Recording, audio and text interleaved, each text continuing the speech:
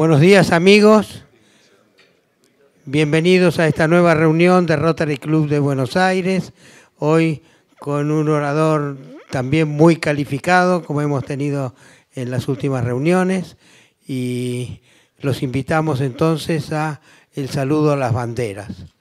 La bandera argentina, la bandera de la Ciudad de Buenos Aires y la bandera rotaria.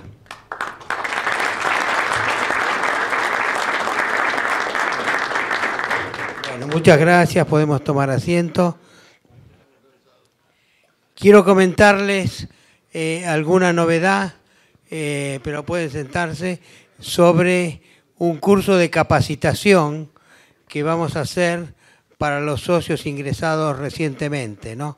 O sea, en las reuniones en las cuales a los socios se los recibe, se les da una información sobre lo que es el club, pero hemos pensado en ampliar esa información haciendo sesiones periódicas para darles un poco de contexto de lo que es el club y de lo que es la ubicación dentro del distrito y en Rotary Internacional. Así que a los padrinos de los socios que ingresaron en este último año, recomiéndenle a sus ahijados que no falten a la reunión.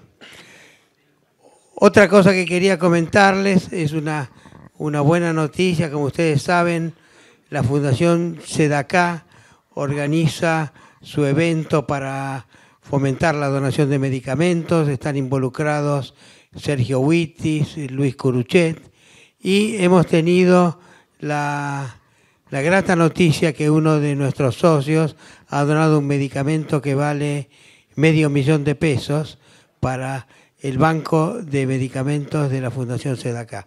Así que felicitaciones a nuestro socio que ha pedido que no revelemos su nombre. Gracias.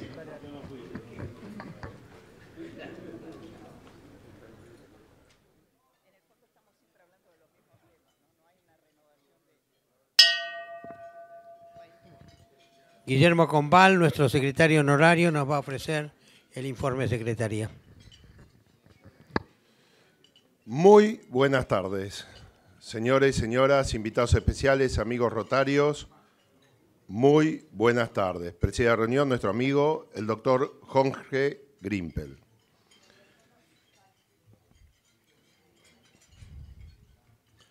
El orador de la fecha es el licenciado Martín Lustó, quien disertará sobre Ciudad Inteligente, Estado Inteligente.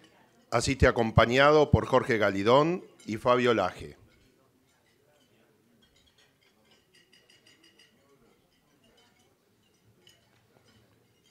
El orador será presentado y entrevistado por la periodista Clara Mariño, quien también coordinará las preguntas que se le formulen.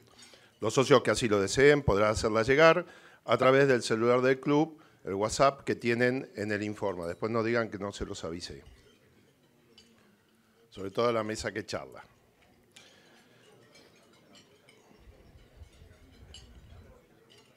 Un minutito. Ya terminó con el informe. Le damos una muy cordial bienvenida al nuevo socio que hoy se incorpora y que se reunió previamente con el Comité de Información Rotaria, presidido por nuestro amigo Jorge Patané. Me refiero al ingeniero Guillermo Noriega, quien, como socio activo, ocupará la clasificación Ingeniería en Petróleo. Su padrino rotario es nuestro consocio Ricardo Aguirre.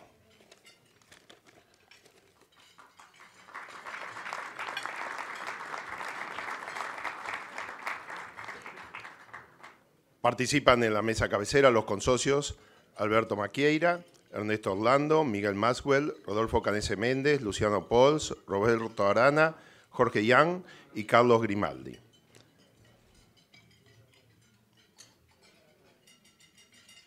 Es un minutito. Especialmente invitados nos acompañan en la mesa frente a la cabecera los señores Fernando García Casas, que hoy fue secuestrado por Guillermo González Rosas. Vamos a tratar de evitarlo.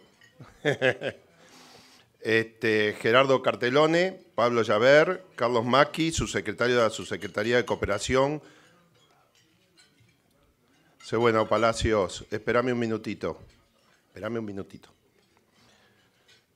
Reitero, especialmente invitados nos acompañan en la mesa frente a la cabecera los señores Fernando García Casas, Gerardo Cartelone, Pablo Llaver, Carlos Macchi, subsecretario de la Subsecretaría de Cooperación para el Desarrollo Económico y la Producción del Gobierno de la Ciudad de Buenos Aires. Me agoté. Juan Manuel Seco, responsable de la Unidad de Coordinación y Gestión de las Políticas Productivas del Gobierno de la Ciudad de Buenos Aires, invitado por nuestros consocios Juan Manuel Casas y Juan Pablo Magliar. Gustavo Seara es jefe del Servicio de Otorrinolaringología del Hospital Británico, invitado por Oscar Secchi. Y hoy, 14 de junio, se conmemora la fiesta de la Federación, que en una celebración conmemorativa del primer aniversario de la toma de la Bastilla, acontecimiento que simboliza el inicio de la Revolución Francesa. Por favor, un aplauso para... Quiero informarles que hoy, previa a esta reunión,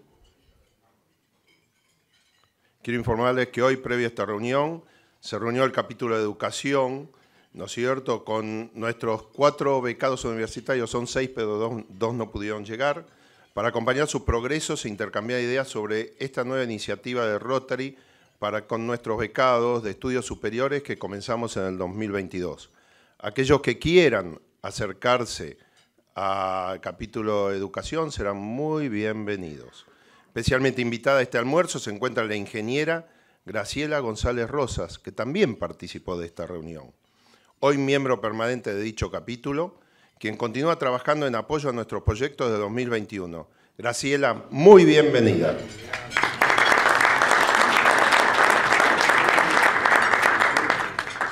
Les informo también que al término de este informe nos brindará un breve mensaje el presidente del capítulo de médicos rotarios, el doctor Sergio Huitis. Les recordamos que mañana, 15 de junio, a las 18 horas, en el Salón Dorado del Teatro Colón, se entregarán las distinciones en el marco de la Fiesta de los Lauros, organizado por nuestro Ateneo Rotario. Recibirán el premio La Rueda Rotaria a la Fundación Fernández por su labor solidaria, la distinción del Sol de Plata a la Orquesta Estable del Teatro Colón por promover el patrimonio cultural y su conservación, y los galardones Laurén de Plata a la personalidad del año 2022, el señor Guillermo Franchella, actor, doctora Diana Cohen Agrés, ética, ingeniera Teresa Pérez, ingeniería, arquitecto Alejandro Borenstein, periodista, señora Renata Schusheim, vestuarista. Les recordamos nuevamente, prestemos atención, que el día 28 de junio esta reunión se va a realizar en el Club Español, sito en Bernardo de Irigoyen 180, con estacionamiento en Bernardo de Irigoyen 160. Lo reitero porque ha habido reclamos de muchos que no se enteraron sobre la charla que dieron nuestros consocios el otro día sobre Borges.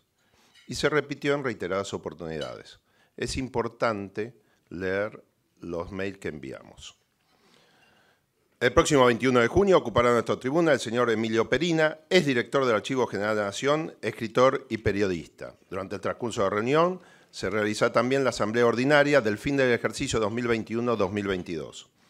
A todos ustedes, muchas gracias por acompañarnos y sean muy bienvenidos al Rotary Club de Buenos Aires, orgullosamente.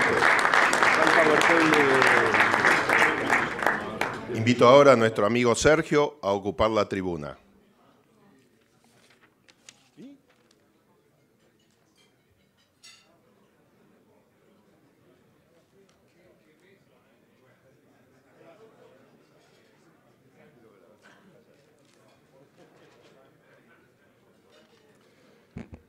Hola amigos, siguiendo con lo que queremos difundir entre todos los socios de lo que hacen las distintas comisiones que integran nuestro club, hoy les voy a dar una breve reseña de lo que hacemos desde el capítulo médico. El capítulo fue creado en el año 2008 a instancias de nuestro querido Fortunato Benaim y desde esa época trabaja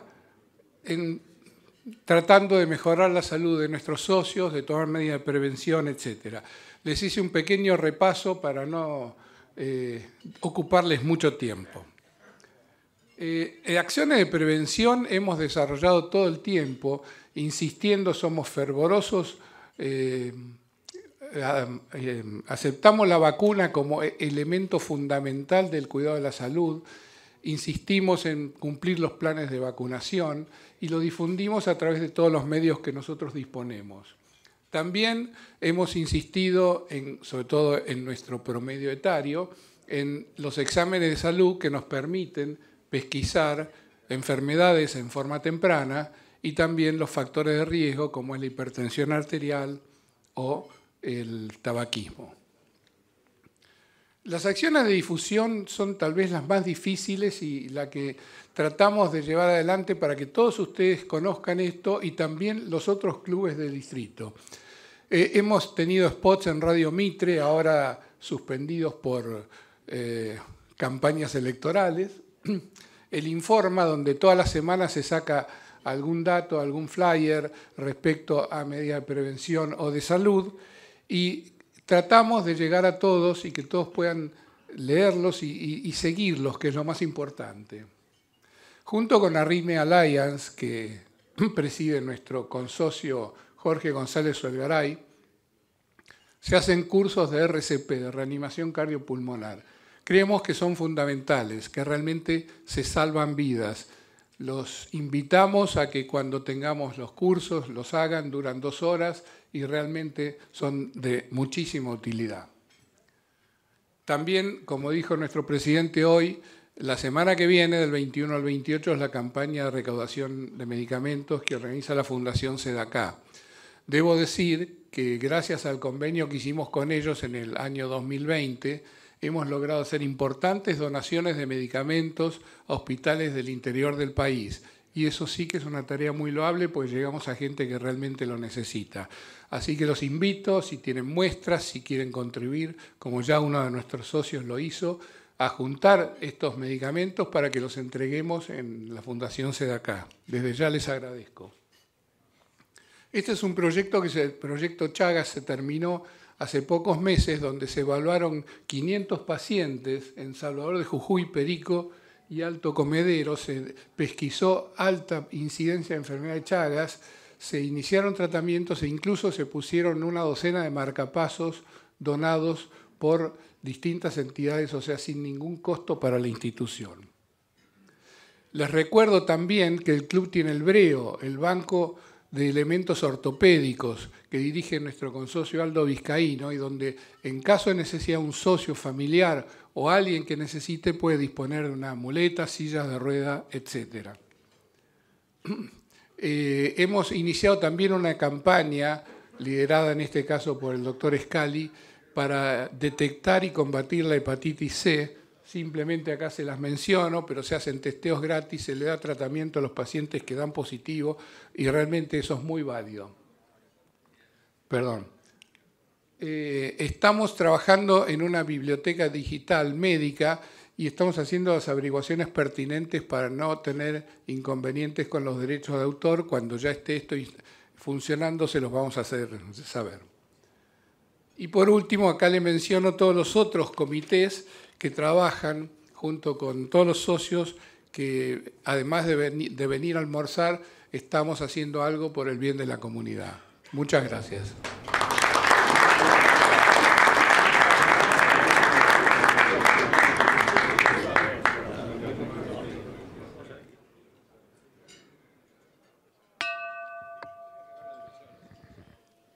La periodista Clara Mariño va a presentar a nuestro orador Martín Lustó.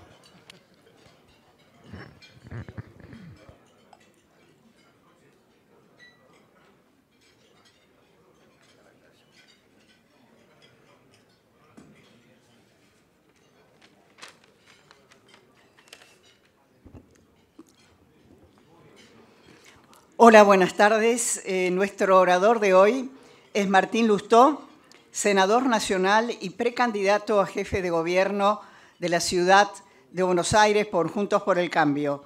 Lidera además el espacio Evolución dentro de la Unión Cívica Radical. Fue diputado nacional, presidente del Banco Provincia, ministro de Economía y embajador en los Estados Unidos. Lustó es licenciado en Economía por la Universidad de San Andrés y tiene un máster en Economía por la London School of Economics. Fue profesor de las universidades de San Andrés y Di Tella es autor de 5 libros de economía, entre ellos un bestseller, que es difícil ser bestseller en economía, cuyo título es 3D. Martín, es un gusto escucharte.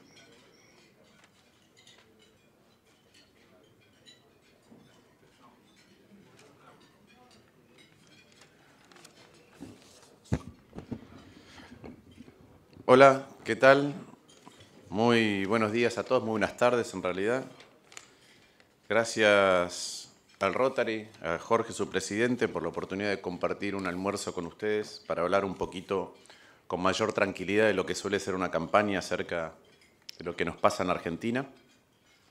Digo fuera de lo que es campaña porque, como ustedes saben, Clara lo sabe bien, a veces uno va a algún medio y la verdad que tiene muy pocos minutos para elaborar un poco acerca de lo que pasa y encima no hay una interacción con aquel que está escuchando. Así que estos espacios son particularmente importantes para poder hacer un alto y reflexionar colectivamente. También es un gusto enorme, me he encontrado con un montón de amigos que no veía hace mucho, así que es un gusto grande volver a verlos, igual que a Clara, que hace rato que no nos veíamos. Voy a hablar un poquito de ciertas cuestiones que me parecen importantes como ordenadoras de la política. Voy a hablar un poquito de la ciudad y después, si quieren, porque seguramente hay muchas más dudas, preguntas, angustias y ansiedades sobre lo nacional que sobre lo local. Así que si quieren, después en la etapa de preguntas podemos abordar eso. Primero, déjenme felicitarlos por la tarea que hace el Rotary. Y la verdad es que el modelo que tiene el Rotary es algo que nos parece a nosotros que tendría que estar también recuperado en términos de valores en lo que es la función pública. Ustedes tienen a lo largo y ancho del mundo 1.400.000 voluntarios y esos 1.400.000 voluntarios hacen tareas que le importan al resto de la comunidad y básicamente es voluntariado para poder transformar, accionando lo que pasa en áreas que son muy críticas, no solamente desde el punto de vista individual, sino particularmente como vida en comunidad. En la Ciudad de Buenos Aires tiene un método de gestión. Tiene un método de gestión que es muy distinto del método de gestión que existía antes de que asumiera el PRO en el año 2007. Es una ciudad que cuando uno lo mira desde los parámetros de la gestión, tiene un método para planificar, tiene un método para ejecutar y tiene un método de control de gestión posterior. Y eso en casi todas las áreas que uno pueda mirar en detalle la Ciudad de Buenos Aires. Y ese es un método que a nosotros nos gusta mucho.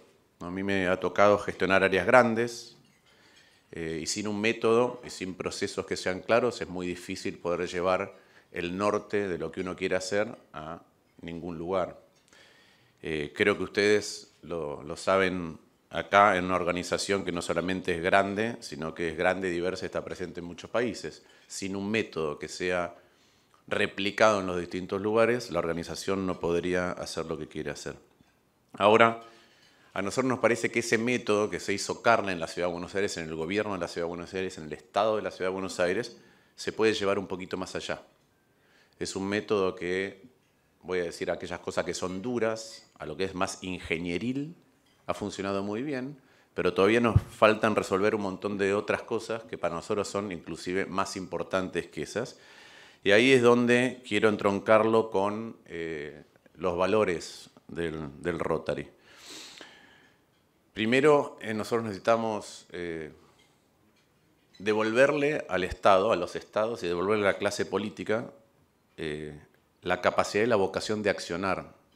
Nosotros fundamos un espacio que se llama Evolución, que es una línea interna dentro del radicalismo, en donde siempre digo lo mismo, nosotros no queremos legisladores, nosotros queremos intendentes, queremos gobernadores, queremos gente que vaya a transformar la realidad.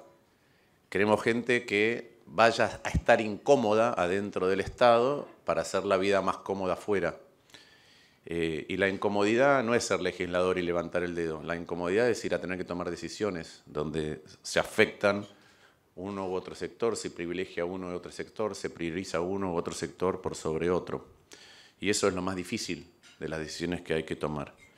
Entonces, esas transformaciones naturalmente no se pueden hacer si uno no tiene músculo político. El Estado está para resolver aquellas cosas que nosotros no podemos resolver individualmente, y la política es exactamente lo mismo. Todos los problemas que uno tiene alrededor que es capaz de resolver, que son propios y del grupo más cercano, uno puede intentar resolverlos individualmente. Pero aquellos problemas que son generales, uno no puede resolverlos individualmente, los resuelve a través de la política y de la política modificando cómo opera el Estado. Ahora, el poder en sí no puede ser un fin. Y nosotros construimos de esa manera. A mí me tocó, yo representé esta ciudad en el año 2013 como diputado, competí en el año 2015 a jefe de gobierno, perdimos por muy poco en una elección muy pero muy intensa con Horacio Rodríguez Larreta. Cuando terminó esa elección, todas aquellas cosas que nosotros habíamos propuesto para hacer, si ganábamos, la pusimos a disposición del gobierno de la Ciudad de Buenos Aires. Hicimos 32 propuestas muy concretas. En los últimos 8 años, de esas 32 propuestas, el gobierno de la ciudad implementó 28. Y algunas son muy importantes. La ley de seguridad, el mapa del delito, la historia clínica digital. Son cosas que nosotros habíamos propuesto y que después las seguimos trabajando estando en la oposición. No es que cuando nosotros perdimos, yo dije, bueno, entonces voy, me mudo de distrito, me cambio a otro lugar para ver si puedo tener poder en otro lugar. A nosotros lo que nos interesa es construir volumen y músculo para poder transformar las cosas. Más adelante, ¿sí? En el 2019, esos espacios que habían competido, nos unificamos. Y nos unificamos porque en la diferencia de identidades sumábamos mucho más. Y se conformó finalmente, después de mucho tiempo, porque nosotros lo veníamos reclamando desde el año 2015, Juntos por el Cambio en la ciudad. Y ese Juntos por el Cambio era mucho más potente de lo que era antes el PRO solo, tanto que cuando el presidente Macri perdió la elección nacional, por primera vez en la historia de la ciudad, el jefe de gobierno ganó en primera vuelta sin necesitar balotaje. Y ahora la ciudad de Buenos Aires es gobernada por una coalición que tiene el PRO, que tiene el radicalismo, que tiene Confianza Pública, que tiene la coalición cívica, que tiene Republicanos Unidos y que tiene también inclusive a los socialistas. Esa coalición más grande, en mi opinión, es imperativa para poder transformar la realidad. Transformar la realidad implica ganar, gobernar y poder volver a ganar, porque quiere decir que las cosas que uno hizo son valoradas por la sociedad. Pero al mismo tiempo, cuando uno construye una coalición grande que puede hacer eso, tiene una responsabilidad adicional. Tiene la responsabilidad adicional de tener que pensar en el largo plazo y no solamente en los 4 próximos años. Porque si uno puede gobernar la ciudad o cualquier distrito en una coalición más grande, y esa coalición más grande puede estar mucho más tiempo gobernando un lugar, tiene el deber de pensar qué cosas hay que hacer en el ámbito que se gobierna, que no se pueden completar en un solo mandato, que por ahí no se llegan a ver, que no se llegan a disfrutar, pero que hay que arrancarlas igual porque son urgencias. Son urgencias de largo plazo, hay que arrancarlas porque tienen que hacerse. Y ustedes saben que en estos días hay una discusión muy importante acerca de qué tan grandes tienen que ser las coaliciones, ¿no? Con cuánto se tendría que ampliar Juntos por el Cambio. Yo soy y estoy de acuerdo con la postura que lleva adelante Horacio en esa discusión. Yo soy de los que están convencidos de que la coalición tiene que ser grande para poder transformar. Por varios motivos. Uno, porque cuanto más ambiciosa sea la agenda, más músculo político se necesita. Si uno se encierra en un lugar y tiene una agenda muy grande, lo más probable es que esa agenda no se pueda llevar a cabo. En segundo lugar, no sé quiénes leyeron el libro de Juan Carlos Torre, pero Juan Carlos dice algo que es muy importante. Dice, no me traigan un plan económico que no tenga un cauce político. No me traigan un plan económico que no quepa dentro de mi cauce político. Porque si no pido un plan económico, pero cuando lo trato de insertar en la realidad, no tengo el músculo, tengo tensiones que no puedo soportar, cedo en algún lugar y se desmorona el dique del plan económico. Entonces lo que necesitamos es construir volumen político lo suficientemente grande, y eso es en interacción, para que el plan económico que debatimos entre todos quepa dentro de una fortaleza política y se pueda llevar adelante. Si no, eso es absolutamente imposible. Esto no es una disquisición teórica. Yo ya dije cómo se gobierna la ciudad de Buenos Aires y se vuelve a ganar. Se perdió en el 2003, se ganó en el 2007, después se ganó en el 2011, se ganó en el 2015, se ganó en el 2019. Y se va a volver a ganar. Cuando uno mira Jujuy, la gobernó el peronismo 32 años, se ganó hace 8, se ganó hace 4, se volvió a ganar ahora. Cuando uno mira Corrientes, Es lo mismo, son coaliciones muy, pero muy amplias las que logran hacer eso. Muy, pero muy amplias. La Ciudad de Buenos Aires, Corrientes, Mendoza, Jujuy, los 4 distritos que gobernamos nosotros tienen coaliciones muy, pero muy amplias. Yo dije, en la ciudad está el socialismo. En Mendoza está Libres del Sur. En San Luis, donde acabamos de ganar, la coalición creció de tener 5 partidos a 16. En Santa Fe, que la vamos a ganar, entró el socialismo, hicieron un frente de frente. Y entonces se va a recuperar la provincia de Santa Fe. Entonces, la verdad no es solamente no es un tema teórico de si coalición más grande puede hacer más cosas. Juntos por el Cambio lo vivencia en la práctica en todos los distritos que gobiernan y en nuevos distritos que va a gobernar. Y me parece que ese tiene que ser el tono. En la medida que la coalición sea amplia, en la Ciudad de Buenos Aires lo es, creo que podemos ser más ambiciosos con lo que buscamos. Eso tiene que ver otra vez con el músculo, no con el músculo individual, sino con el músculo colectivo. Y en tercer lugar, como valor, yo decía, la acción para transformar, no la búsqueda del poder, la búsqueda de músculo para transformar, la construcción de coaliciones grandes, es decir, de un objetivo colectivo para tener la fuerza suficiente. Y en tercer lugar, que me parece que es el diferencial que nosotros pretendemos que empiece a tener la ciudad, focalizarse en aquellas áreas que transforman la vida en comunidad. Una de las cosas que hemos perdido en los últimos 50 años en Argentina es el sentido de comunidad. ¿Por qué? Porque naturalmente cuando uno tiene crisis económicas, lo que se deteriora muy rápido es la distribución del ingreso. Las crisis económicas en la Argentina, y lo veo a José Sciaba, ¿dónde estaba? Ahí.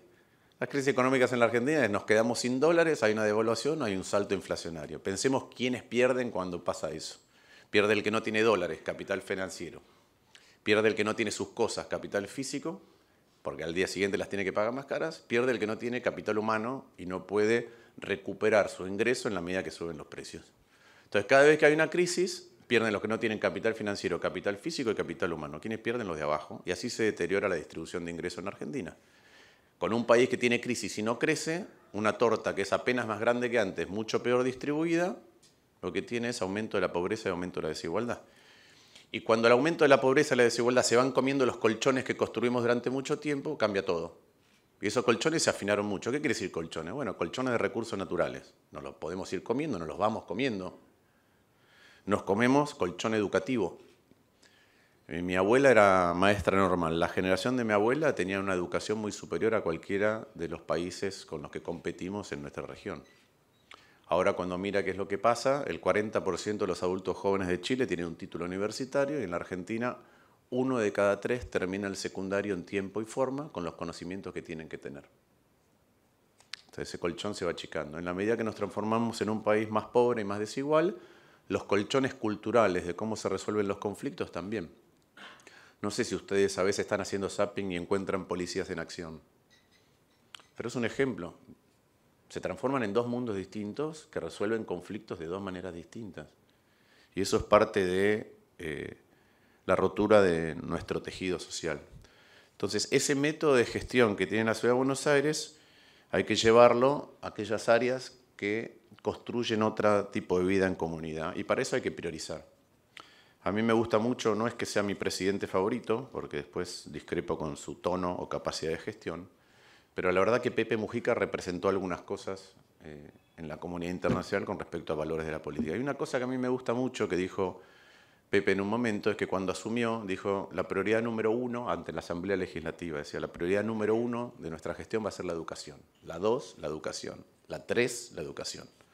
Y obviamente todo el auditorio, todos los senadores y diputados irrumpieron en aplausos. Y cuando terminó, él dijo, bueno, para decirle un gran sí a la educación, vamos a tener que decir colectivamente a qué cosa le vamos a decir que no.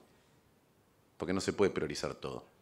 Y la verdad que lo que pasa en la Argentina, de acuerdo a cómo nosotros lo vemos, es que cuando desde la política nosotros no sabemos decir que no, el Estado se desordena. Y cuando el Estado se desordena la economía. Cuando se desordena la economía, se desordena la vida cotidiana. No importa si es en la inflación, en la inseguridad, en la educación, en la salud. No es que falta plata. Hace poco yo dije algo, Chequeado siempre anda chequeando lo que nosotros decimos. Yo siempre le pido a Chequeado que además haga un ranking.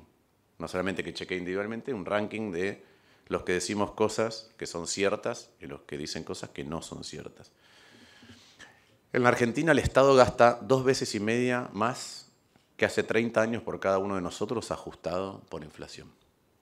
Deberíamos tener 2 veces y media más salud, más educación, más justicia, más seguridad, más infraestructura, más jubilaciones. No están. Cuando uno mira, eso equivale a 80.000 pesos más por año, 80.000 pesos más por mes por familia, a pesos de hoy. Cada familia debería recibir 80.000 pesos más por mes en bienes y servicios públicos. Entonces, solamente el Estado Nacional, no estoy contando los estados provinciales. A eso hay que sumarle los estados provinciales. Entonces, eso es lo que viene pasando. Un aumento de presupuesto que tiene un aumento de impuestos que no rinde. No sirve para resolver la pobreza, no sirve para resolver problemas sociales y por otro lado se transforma en una carga para producir. Entonces, el método de la Ciudad de Buenos Aires llevado a otros lugares que construyan otra vida en comunidad tienen que ver con varias cosas. Primero con priorizar. ¿Priorizar qué? Seguridad. Si no tenemos seguridad vital, la vida en comunidad es mucho más difícil. La Ciudad de Buenos Aires hizo una enorme inversión en seguridad, en policía, su propia policía, en un muy buen instituto de formación de la policía comparado con otras jurisdicciones. Pero hoy pasan varias cosas simultáneamente. Primero, tenemos 1.342 presos en comisarías. Esos son casi 2.000 policías que no pueden estar en la calle. Tendrían que estar presos en el sistema penitenciario federal. Y es una cosa que la ciudad no reclama ni hace. En segundo lugar, hay un montón de consignas. A veces un juez ordena una consigna. Cada consigna insume 5 policías por el régimen del trabajo que tienen. Esas consignas se pueden resolver hoy de otra manera. Y entonces la policía puede estar patrullando. Tercero, nosotros queremos que los agentes de tránsito pasen al Ministerio de Seguridad. ¿Por qué? Porque, por ejemplo, los motochorros se acabaron o se redujeron mucho en la Ciudad de Buenos Aires cuando los agentes de tránsito hacían retenes para parar a las motos y los policías veían que motos se desviaban antes del retén y después las iban a buscar. Los agentes de prevención tendrían que reforzar los senderos seguros. Tendríamos que usarlos para eso y la policía tendría que estar patrullando en moto esos senderos seguros. Pero después hay otras cuestiones que tienen que ver con la seguridad. Ustedes van a ver que todos vamos a decir, sí, tiene que estar videovigilada en 100% porque estamos al 75%, las taser, el reconocimiento facial que la justicia frenó. Pero por otro lado es imposible resolver la inseguridad si no se resuelve el entorno. Nosotros tenemos ministerios que son decimonónicos, están divididos por áreas. Nacieron cuando había que crear las áreas de cero. Pero hoy los problemas son multisectoriales. Uno tiene que definir cuál es el problema y después lo aborda desde todas las áreas. Uno tiene que decir, el problema es la inseguridad, entonces tiene que ver con si hay barreras urbanas o no, dónde iluminamos y dónde no iluminamos, cuánto hincapié hacemos en el control del espacio público, cuán limpio está el lugar, cuántas instituciones públicas hay alrededor, cuántos incentivos doy para que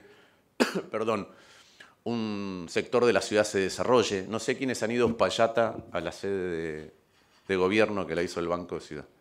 Ustedes ven un barrio ahí que se transforma, y se transforma más seguro porque hay un distrito tecnológico, hay una sede gubernamental, hay un subte que se extiende, hay una zona que está mejor cuidada. Entonces, eso hay que llevarlo a los lugares donde más hace falta, ese modelo de gestión. En segundo lugar, no podemos construir vida en comunidad si no hacemos hincapié en la salud y en la educación. Nosotros no puede ser que hagamos mega obras de ingeniería, pero que no todas las escuelas estén en las condiciones que deben estar. No puede ser que hagamos mega obras de ingeniería y los hospitales no estén en las condiciones que tienen que estar. Porque quiere decir que no es un problema de capacidad de gestión, quiere decir que es un problema de foco. Y no está mal, uno puede haber empezado por un área que sabía más cómo ordenarla y por ahí las reformas blandas tienen más desafíos, pero ahora es tiempo de pasar a esas cuestiones. Por varios motivos, no solamente porque transforman la vida en comunidad. Doy un ejemplo. Levante la mano aquel que tiene hijos o nietos que van a la escuela pública acá. Levante la mano ahora aquel que le preocupa la escuela pública. ¿Por qué? ¿Porque van sus hijos? No, porque es la comunidad que creamos se crea en la escuela pública. ¿Qué pasa hoy? La Ciudad de Buenos Aires es el mejor distrito educativo del país. Pero 4 de cada 6 chicos en el 6º grado no tienen los conocimientos fundamentales de comprensión de lectura y comprensión de textos y matemática. 4 de cada 6 chicos. Y las cifras de las pruebas vienen dando cada vez peor. En el resto del país dan mucho peor, con lo cual la ciudad de Buenos Aires se separa. Pero si nosotros queremos una ciudad que compita con el resto de la ciudad del mundo, ese no puede ser nuestro sistema educativo. Tenemos que aspirar a mucho más, y obviamente que se puede. Los edificios son importantes porque es la señal que damos acerca de la naturaleza, la importancia que le damos a la educación, ¿no? Uno ve las viejas escuelas y dicen algo acerca de lo que pensamos de la educación. Y la verdad que hoy el principal indicador de cómo le va a un chico en el colegio es el entorno socioeconómico de la familia. Si tiene padres educados, si tiene un entorno holgado, si los padres pueden estar en la casa, si tiene libros, le va mejor. Pero al 20% que mejor le va en la Argentina, le va igual que al 20% que peor le va en los países de la OECD. Entonces nosotros tenemos que atajar ese problema antes. Antes es, de 0 a 3 años, tiene que haber más capacidad para brindar centro de primera infancia con capacidades pedagógicas. Los chicos tienen que empezar a hacer alfabetización en sala de 4 y sala de 5 y principalmente tenemos que hacer foco en lengua y matemática en la primaria. Alguien que no sabe lengua y matemática en sexto grado después no puede en el secundario estudiar geografía o historia o biología o físico-química. Entonces se aburre y se va. No entiende qué es lo que está haciendo ahí. No tiene sentido. La Ciudad de Buenos Aires acaba de arrancar con un programa piloto que copió de Mendoza. Se incrementaron la comprensión y la velocidad de lectura en 50 y 70%. Hay programas en distintos lugares del mundo, en países subdesarrollados, no en Finlandia, en Brasil, en el estado de Ceará, que muestran cómo eso se puede hacer rápido. En el estado de Río de Janeiro también. Salud, lo mismo. Levante la mano el que se atiende en el hospital público. Cuando uno va a las comunas del sur, y yo hago esta misma pregunta, todos levantan la mano. Pero no es solamente por un tema de solidaridad. Si ustedes tienen un accidente yendo a Ezeiza, van a terminar en el Santoyani o en el Piñero. Y no es solo eso, sino que los médicos que atienden mañana NOS de 510 se están formando hoy en el hospital público. Y ya empezamos a tener, por falta de médicos que quieren hacer residencias, empezamos a tener faltantes en especialidades. La vida en comunidad también es el orden en el espacio público. Es que alguien no pueda tomar el espacio público y creer que es de su propiedad. Hay un montón de ejemplos de esto. Uno son los piquetes. Yo creo que la Ciudad de Buenos Aires tiene instrumentos para resolver eso. Obviamente que depende mucho del gobierno nacional. Este es el asiento donde la gente viene a protestar y a reclamarle al gobierno nacional. Pero la verdad es que no tenemos un código de convivencia como tiene Jujuy o como tiene Mendoza. La verdad es que no penalizamos a los responsables de los chicos que vienen a ser usados en los piquetes. La verdad es que no usamos el anillo digital y el hecho de que muchas unidades de transporte vienen a la Ciudad de Buenos Aires a trabajar porque hacen negocio en la Ciudad de Buenos Aires y las penalizamos cuando esas unidades de transporte, sacando la licencia en la Ciudad de Buenos Aires, se usan para transportar gente a una protesta que se sale de cauce y que corta las calles. Tenemos instrumentos. Martín, quedan 2 minutos. 2 minutos, termino en 2 minutos. Entonces, esas cosas se pueden hacer. Y después hay un tema muy fundamental del que se habla poco. Es un país desigual, por lo que conté de la macroeconomía de los últimos 50 años, es una ciudad desigual. La diferencia entre el norte y el sur. El otro día estuve en un colegio, en el San Agustín. Pregunté, levante la mano el que cruzó la avenida Córdoba. Nadie. Levante la mano el que cruzó Corriente, Rivadavia. Nadie. Pero cuando uno recorre la ciudad, la esperanza de vida entre el norte y el sur tiene una diferencia de 9 años. Los índices delictivos son distintos. Lo que a nosotros nos parece inseguro acá, en el otro lado, no es un problema de inseguridad. El acceso a la escolarización es lo mismo. Uno ve el mapa de calor y hay vacantes. La ciudad hizo un esfuerzo muy grande para las vacantes, pero la verdad que vacante cerca de tu casa, en un horario que no te dé miedo que tu hijo vaya al colegio en el sur, faltan. Ayer estuve en Belgrano, hay creo que 70 instituciones educativas públicas. En Pompeya hay un solo secundario, es técnico. Entonces, tenemos una metodología para gestionar. Y nosotros creemos que esa metodología hay que llevarla a aquellas cosas que son capaces de construir otra vida en comunidad en un país en donde crisis tras crisis fue rompiendo su tejido social y fue generando una sociedad más desigual. Y como sé que esas son las preocupaciones que también tiene el Rotary, salud, educación, ambiente, todo aquello que construye cómo vivimos entre todos, eso es muy importante, porque además las ciudades, con esto termino, antes se pensaba que las ciudades tenían la ventaja de la economía de escala. Es más fácil proveerle agua potable, cloacas, gas de red y electricidad a una ciudad como Buenos Aires, que son 200 kilómetros cuadrados, que a la provincia de Chubut y llevarlo a la costa, a la meseta central y a la cordillera. Mucho más fácil. Pero hoy no se ve así en las ciudades. Las ciudades son un gran cerebro. Y donde cada uno de nosotros es una neurona. No importa cuánta gente viva, importa cuántas sinapsis hacemos entre nosotros, porque ahí es donde surge la innovación. Y si nosotros queremos una ciudad que atraiga más gente, que traiga migrantes digitales, donde los chicos se quieran quedar a vivir y donde puedan desarrollarse y prosperar, es muy importante la vida en comunidad. Y nosotros queremos hacer énfasis en eso, en una ciudad que, como dije, ya tiene un método muy afianzado acerca de cómo resolver problemas. Muchas gracias.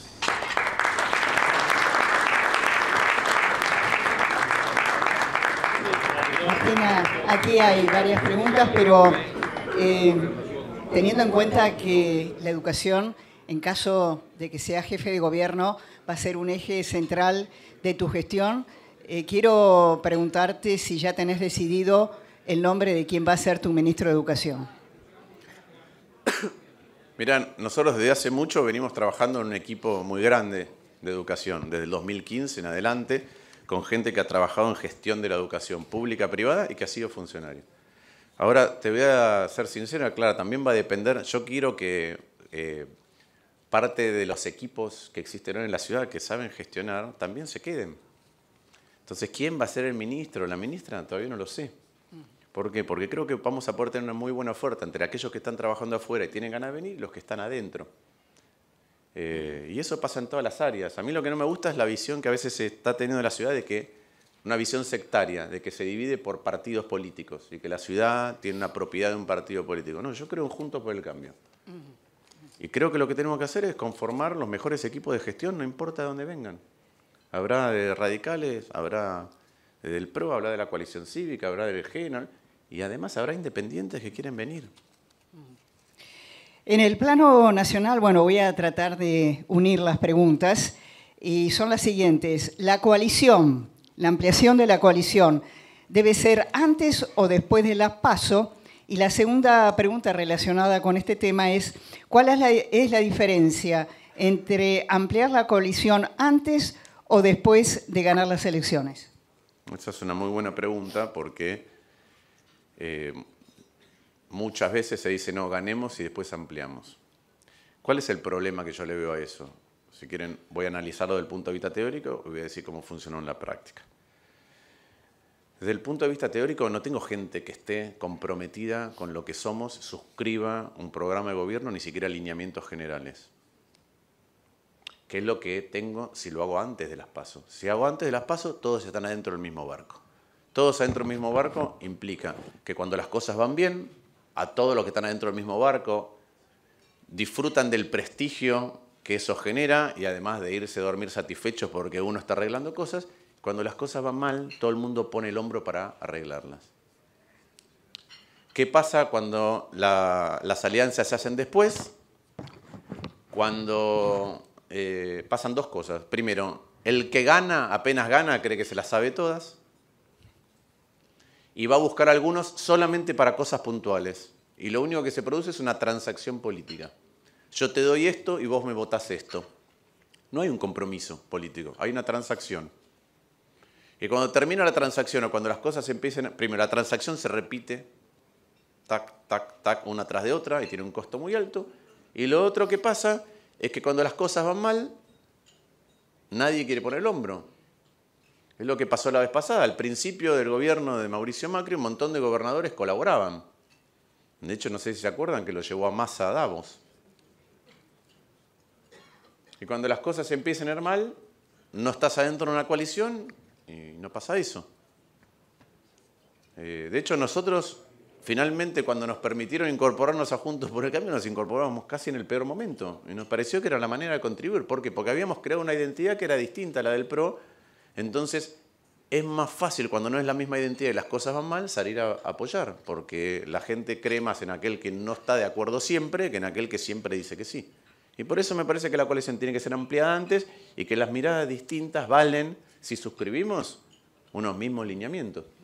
¿El radicalismo va a ir con sus propios candidatos a presidente?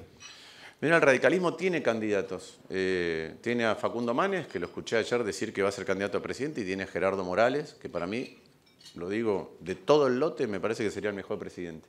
Ahora, a mí me parece que es menos relevante quién es el presidente. Nosotros tenemos que asegurarnos que la presidencia sea buena. Y eso requiere que la presidencia y lo que se arma como coalición tenga la capacidad, el músculo político y la capacidad de gestión. Entonces, no sé cómo definirán los candidatos, y ahora ustedes saben que hoy a la noche vencen la inscripción de alianzas y después habrá un debate y negociaciones y acuerdos por cómo van a ser las listas. Para eso tenemos que esperar 10 días. De alguna manera en su charla lo definió, pero la pregunta es, ¿qué es para usted una ciudad inteligente? Yo definí, ¿qué quiere decir una ciudad inteligente? Hoy la ciudad tiene un montón de recursos, los tiene, igual que el resto del país, pero si uno no los aplica en las prioridades que transforman cómo nos movemos otra vez colectivamente, se pierde mucha energía. Y me parece que hay un montón de esas cosas que se pueden abordar de otra manera. Doy un ejemplo de oportunidades y recursos desaprovechados. No hay ninguna ciudad del país, y hay muy pocas a nivel nacional, que tengan una universidad como la UBA. Y yo no veo casi trabajo conjunto hoy. ¿En qué? Por ejemplo, la UBA sale a hacer lo que se llama UBA en acción. Sale con un camión odontológico, sale con un camión pediátrico, sale con un camión veterinario, sale con asistencia legal.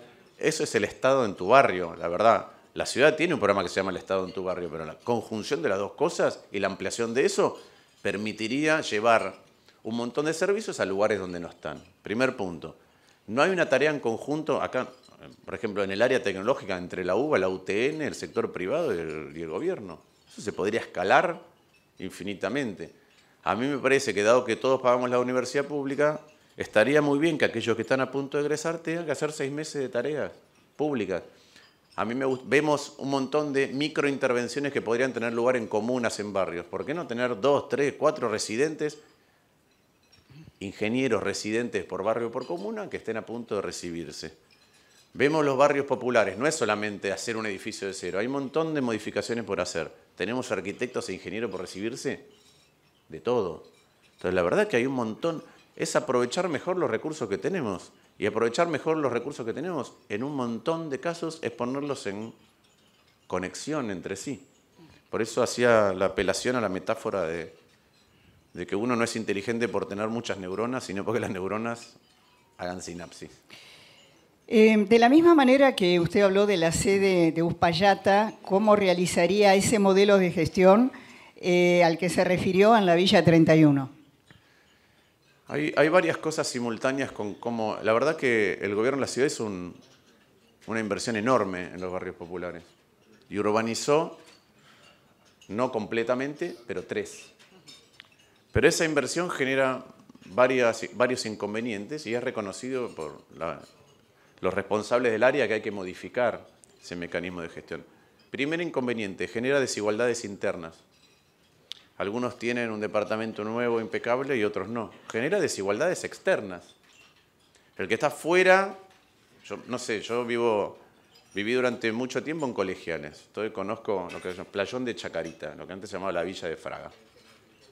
La verdad es que uno ve los edificios que se hicieron y el que está afuera dice, ¿por qué alguien se muda a ese edificio? 3 dormitorios, 2 baños, y yo estoy afuera alquilando por 100.000 pesos y la cuota que pagan, el que está justo del otro lado de la calle, es mínima. Genera desigualdades. Tercer problema, no es escalable. No puedo hacer eso con toda... ¿Ustedes saben cuánta gente vive en barrios populares o en villas en la Ciudad de Buenos Aires? ¿Qué porcentaje? 1 de cada 12 personas vive en un barrio popular. Bueno, no puedo resolver eso de esa manera, con esa escala. Y por otro lado, cuando uno mira los modelos exitosos en otros lados, básicamente lo que hicieron es, uno lo que tiene que modificar es la vida en comunidad adentro, que no sea distinta a la vida afuera. Y no es la urbanización. ¿Qué se hace? Uno mide cuál es, por ejemplo, la resolución violenta de problemas. Uno mira los embarazos adolescentes, mira la esperanza de vida, mire cuáles son la prevalencia de las principales enfermedades, mira el nivel de desempleo, mira el nivel de informalidad, mira el nivel de desnutrición infantil o de parásitos que tienen los chicos y dice, bueno, yo tengo que resolver esto. Y lo que hace después es desembarcar con el Estado simultáneamente y cada cosa es un instrumento. Si un edificio es un instrumento para resolver eso, bienvenido sea. Si un edificio público no resuelve ninguna de esas aristas, no tiene que estar ahí. Entonces, es desembarcar con el Estado simultáneamente. Cuando yo hablé hace un tiempo con un experto que participó de la modificación de los barrios en Medellín, me dijo, nosotros definíamos los problemas, los indicadores que queríamos modificar, y después dijo, por ahí no es apropiado para el almuerzo, pero dijo, y nosotros desembarcábamos con una orgía del Estado. Desembarcábamos con todo al mismo tiempo y después medíamos qué impacto estaba teniendo. Y a cada área le decíamos, ¿qué tenés vos para aportar para resolver esto? Entonces, abrir calles, urbanizar y poner una altura de la calle, también sirve para que alguien consiga un trabajo. Abrir calles y hacer cloacas sirve para que los chicos no se enfermen. No es la obra que se ve, es qué contribuye cada una de esas cosas a modificar la diferencia que hay entre el afuera y el adentro, para eliminar esa barrera. La última pregunta. ¿Cómo definiría su relación con Cristina Fernández de Kirchner? Todo el tiempo tensionado. En el Senado, Sí. en el Senado hace unos días lo acusó a usted de haber puesto, de haberse llevado el país por delante. Varias discusiones importantes en el Senado. ¿Cómo ha sido su experiencia ahí? A ver, ¿qué pasa?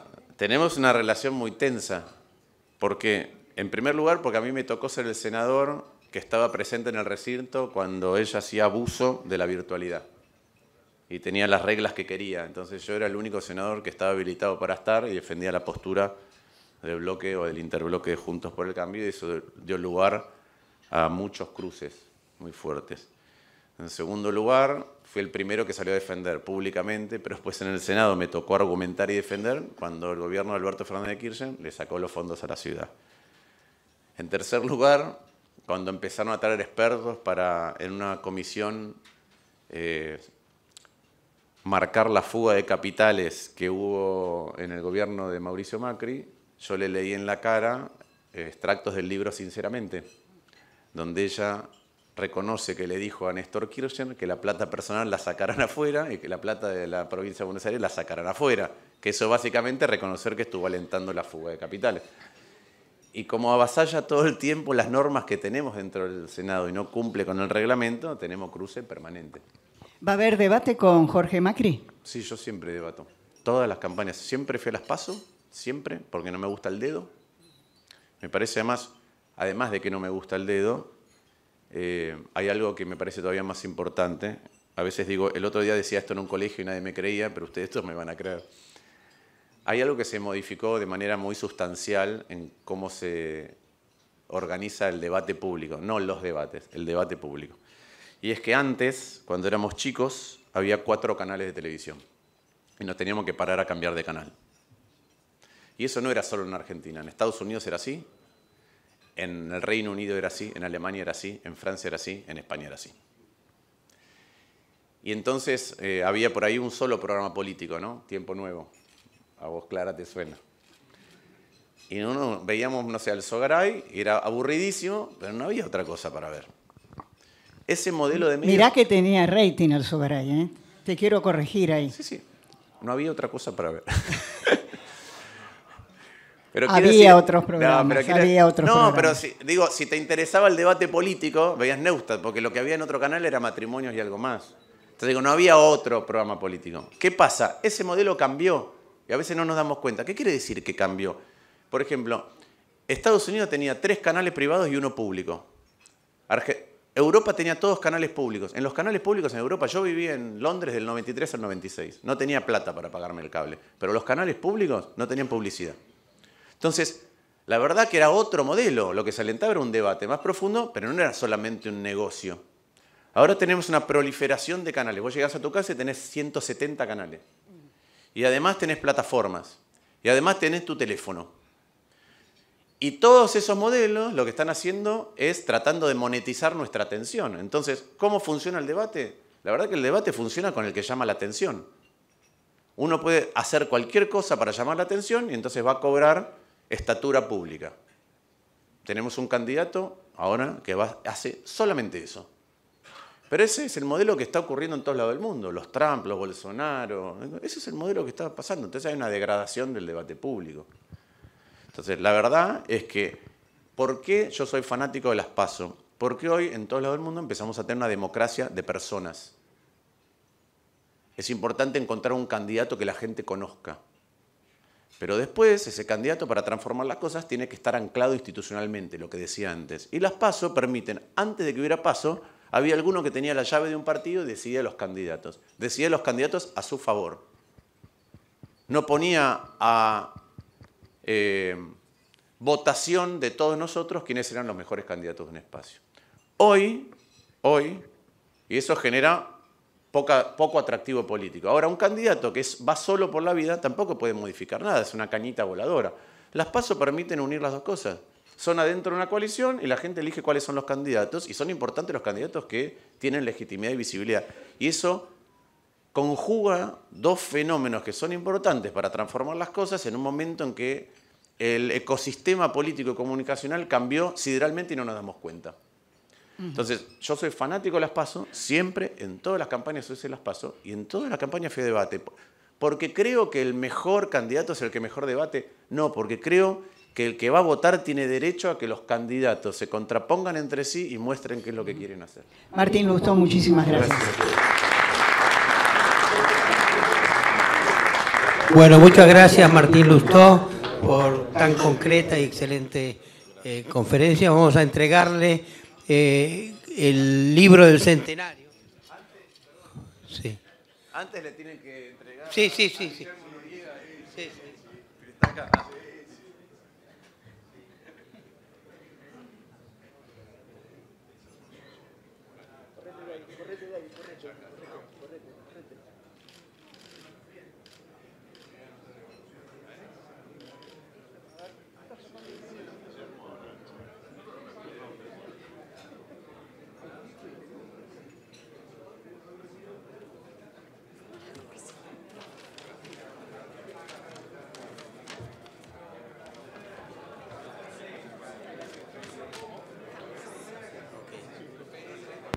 Bueno, vamos a proceder ahora a la incorporación de un nuevo socio, el ingeniero Guillermo Noriega.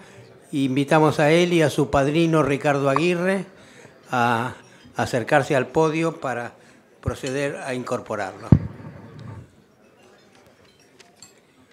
Señor Guillermo Noriega, clasificación Ingeniería en Petróleo, padrino Ricardo Aguirre.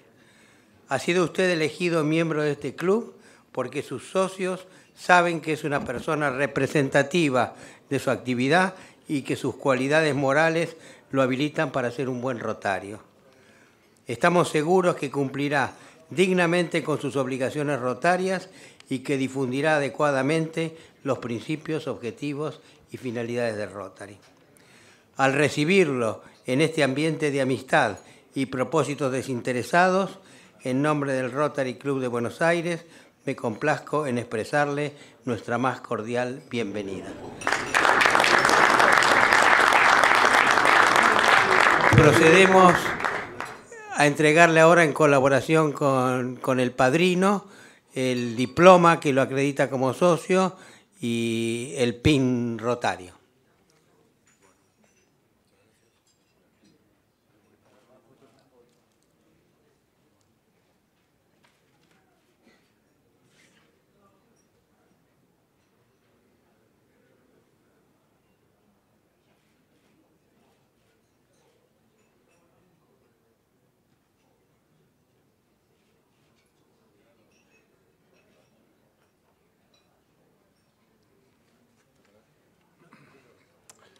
Buenas tardes a todos.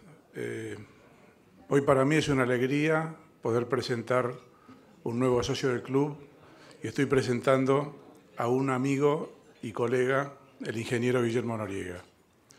Somos colegas de la ingeniería y somos colegas de muchos años en la industria del petróleo y del gas, y yo ampliaría el concepto de la industria de la energía.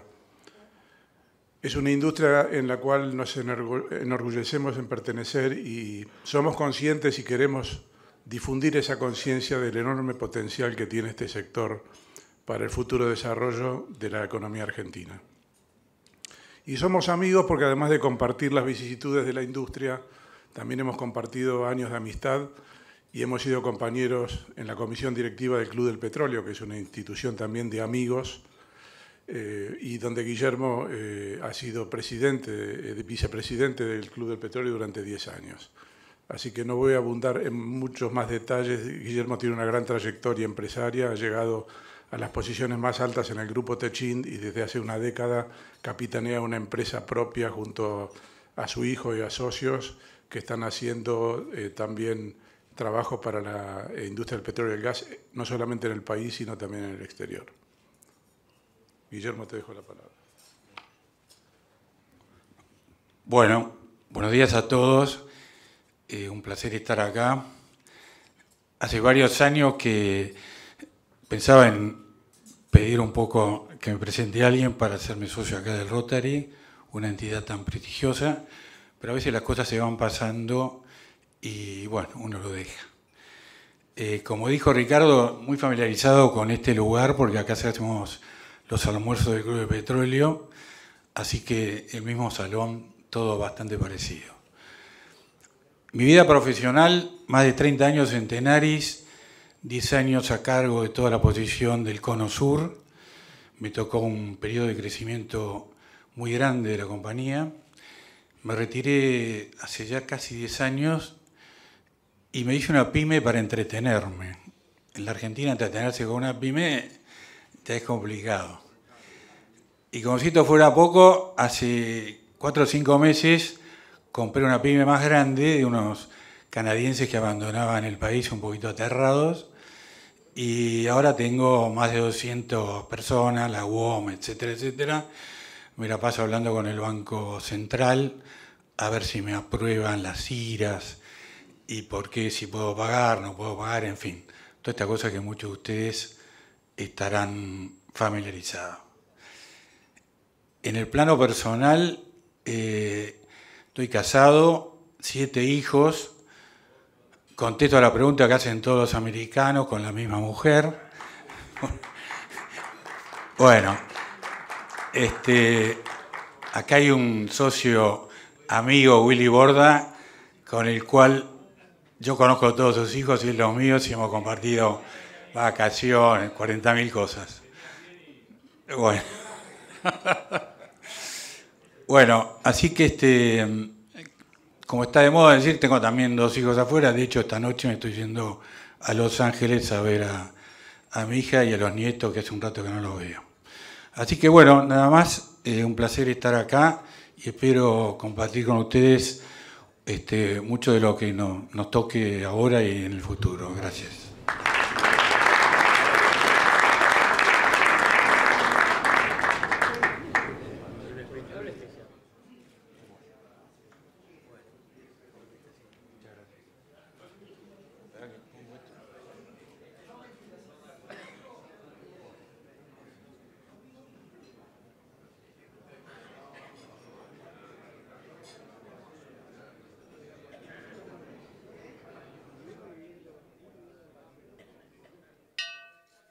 Bueno, muchas gracias amigos. Damos por finalizada nuestra reunión.